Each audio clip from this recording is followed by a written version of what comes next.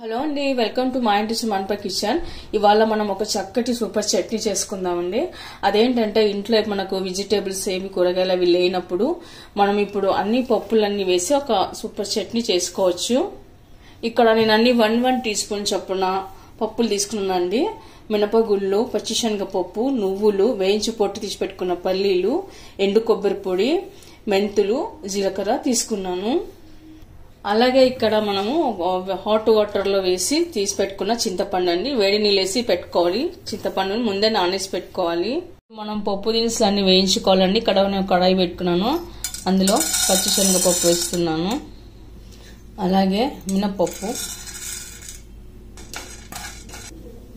ధనియాలు, జీలకర్ర, మెంతులు, నువ్వులు,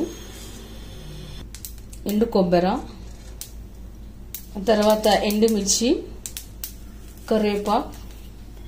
ఇప్పుడు పప్పు దినుసుని మంచి కలర్ మారే వరకు, మంచి స్మెల్ వచ్చే వరకు వేయించుకోవాలండి. కలర్ మారే వరకు వేయించుకోవాలి. 4 వెల్లుల్లి రెబ్బలు.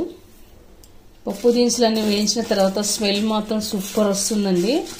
ఇక్కడ నేను స్టవ్ ఆఫ్ చేశాను. కంప్లీట్గా కూల్ అవ్వాలి. కూల్ అయిన తర్వాత మనం మిక్సీ పట్టి పొడి చేసి పెట్టుకుందాము. మనం ఇలా అంతా ఒక మిక్సీ జార్లో వేసి పెట్టుకున్న తర్వాత వేయించి పొట్టి తీసి పెట్టుకున్న పల్లీలు కూడా వేసుకుందాము. కొద్దిగా కారం, రెడ్ చిల్లీ పౌడర్,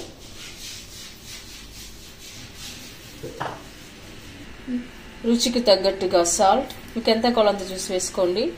ఇప్పుడు మనం వీటిని అంతా ఒక పొడిలాగా చేసి పెట్టుకోవాలి. ఆ తర్వాత మనం నానేసి పెట్టుకున్న చింతపండుని కూడా వేసుకుందాము. అలాగే కొద్దిగా బెల్లం, మీకు ఇష్టమైతే వేసుకొని లేకపోతే స్కిప్ చేయొచ్చు. బెల్లం వేయడం వల్ల కొంచెం టేస్ట్ బాగొస్తుంది. ఇప్పుడు మనం మిక్సీ పట్టి పెట్టుకుందాము.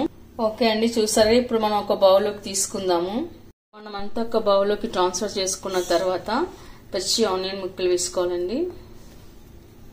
ఆ తర్వాత సన్నగా కట్ చేసి పెట్టుకున్న కొత్తిమీర కూడా వేసుకోవాలి.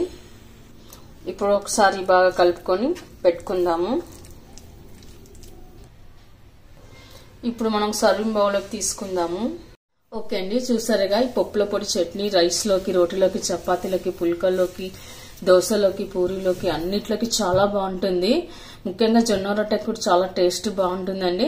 అలాగే వేడి వేడి అన్నంలోకి నెయ్యి వేసుకొని కానీ తిన్నట్టయితే చాలా సూపర్ టేస్ట్గా చాలా బాగుంటుంది. మీకు కనుక ఈ వీడియో నచ్చినట్లయితే మీరు కూడా ఒకసారి ట్రై చేయండి. మీకు ఎలా కుదిరిందో కామెంట్స్లో పెట్టండి, లైక్ చేయండి, షేర్ చేయండి.